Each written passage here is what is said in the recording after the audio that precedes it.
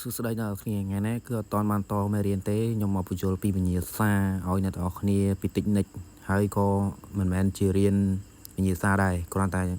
ខ្ញុំយកចំណុចតិចនិចតើយើងរៀនពាក្យត្រង់ណាដើម្បីឲ្យយកវិញ្ញាសានៅក្នុងក្រសួងនោះធ្វើម៉េចឲ្យបានទៅរៀនពីកន្លែងណាចាប់ដើមកន្លែងណា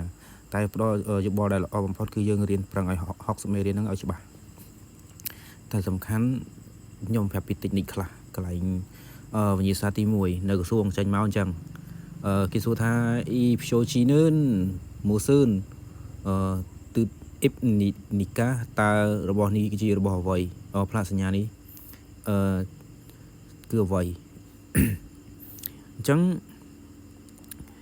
ទី1មកនៅក្រសួងគឺចេញមករូបភាពអញ្ចឹងហើយតែវាមិនប្រកាសថាចេញអាហ្នឹងទេវាចេញ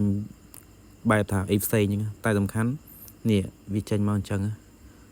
សំខាន់ដែលយើងធ្វើម៉េចយកឲ្យបានយើងត្រូវហ៊ានអាហ្នឹងយើងត្រូវដំបូងយើងត្រូវហ៊ានពាក្យឲ្យច្រើនហ៊ានឲ្យច្រើនអាហ្នឹងអត់ប្របាកអីទេអ្នកនរគ្នានេះគេដាក់អក្សរយើងមើលហើយយើងគ្រីដល់ពេលយើងរៀនបានច្រើនយើងចេះយើងដឹងគាត់ឃើញមកផ្លាកសញ្ញាហ្នឹងស្អីបាត់ហើយអញ្ចឹង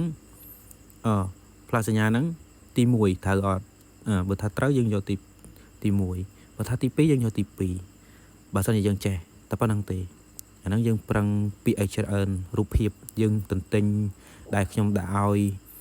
បង្រៀនរាល់ដងឲ្យយើងចំណាំទន្ទិញឲ្យចាំអញ្ចឹងវាចេញមកបែបអញ្ចឹងបើយើងអត់ចេះកន្លែងណាមួយបើសិនវាចេញកន្លែងអត់យើងអត់ចេះហ្នឹងយើងយកបានទេយល់អត់បើសិនជាពាក្យនៅក្នុងនោះមានពាក្យមួយអត់ចេះយើងចេះ3តា3ហ្នឹងត្រូវនឹងផ្លាកសញ្ញាហ្នឹងអត់បើសិនជាអត់ត្រូវទេយើងយកអាមួយពាក្យអត់ចេះហ្នឹងក៏បានដែរបើសិនជាយើងដឹងថាអាពាក្យ3ហ្នឹងគឺអត់ត្រូវនឹងនឹងរូបភាពហ្នឹងហើយតែករណីថាមាន2ដែលថាយើងអត់ចេះយើងចេះ2នេះតែអត់ត្រូវនឹងរូបភាពហ្នឹងទេអញ្ចឹង2ហ្នឹងយើងអត់ដឹងធ្វើម៉េចទេនេះហៅថាយើងចេះអត់ច្បាស់អញ្ចឹងយើងចាក់ខ្សែអញ្ចឹង50តែបើយើងចេះច្បាស់60មេរៀនបើយើងចេះច្រើន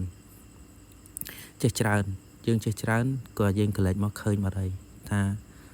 មួយណាត្រូវទី4ត្រូវយើងទី4ទី3ត្រូវយើងទី3បាត់ហើយយើងដឹងឃើញហើយអាហ្នឹងចំណុចសំខាន់ដែលយើងត្រូវរៀនពីចំណុចវិញ្ញាសា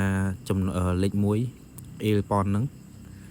លេខរៀងទី1នៅក្នុងវិញ្ញាសានៅក្រសួងតែម្ដង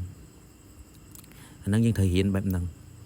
អញ្ចឹងមកដល់រូបភាពទី2ចំណុចទី2យើងត្រូវរៀនកន្លែងណា